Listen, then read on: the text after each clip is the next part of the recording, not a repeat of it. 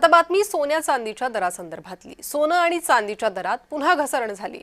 सोन्याच्या दरात 4,500 रुपयांनी घसरण झाली आहे, तर चांदीच्या दरात 13,000 रुपयांनी घसरण झाली आहे। अमेरिका इराण शांतता करारानंतर दरात घट झाली।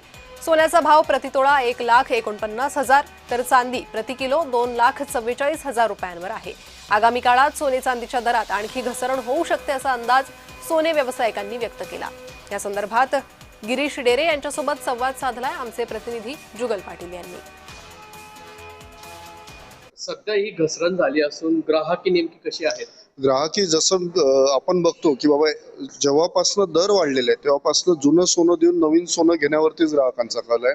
नाजूक दागिन्यांवरती ग्राहकांचा कल आहे, फॅशन ओरिएंटेड दागिन्यांवरती ग्राहकांचा कल आहे आणि गरजेपुरतं लग्न असेल, काय असेल, अधिक मास असेल, काय असेल त्या अनुषंगाने ग्राहकी तरी गरजेपुरतं सोनं घेत आहे। सर, अमेरिका इराण यांच्यामध्ये जी युद्धजन्य परिस्थिती निर्माण झाली होती ती आता कुठेतरी निवडली आहे। जे गुंतवणूकदार आहे ते कच्च्या तेलाकडे कुठेतरी वळलेले आहे, मात्र सोने चांदीमध्ये अचानक घसरणीची कारण नेमकी काय असतात? तेच आपण जर विचार केला की जसं मी सांगितलं की डॉलर इंडेक्स वाढला, तर डॉलर इंडेक्स वाढल्यामुळे ऑलरेडी डॉलर मजबूत झाला। मजबूत झाल्यामुळे काय होतं की त्याची जी मागणी आहे ती कुठेतरी थोडी थांबल्या जाते, त्यामुळे सुद्धा रेटवरती फरक पडतो।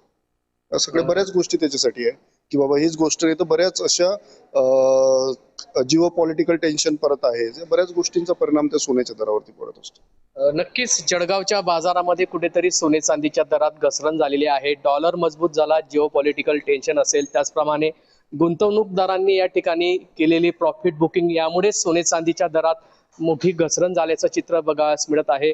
जळगावच्या सुवर्णनगरीमध्ये आज सोनं जवळपास 4,500 रुपयाने तर चांदी ही 13,000 रुपयाने या ठिकाणी कमी झाली आहे। आगामी काळात देखील सोने चांदीच्या दरात मोठी चढउतार होऊ शकते असा अंदाज मात्र सोने तज्ञांनी या ठिकाणी वर्तवला आहे। जुगल पाटील, जय महाराष्ट्र न्यूज, जळगाव।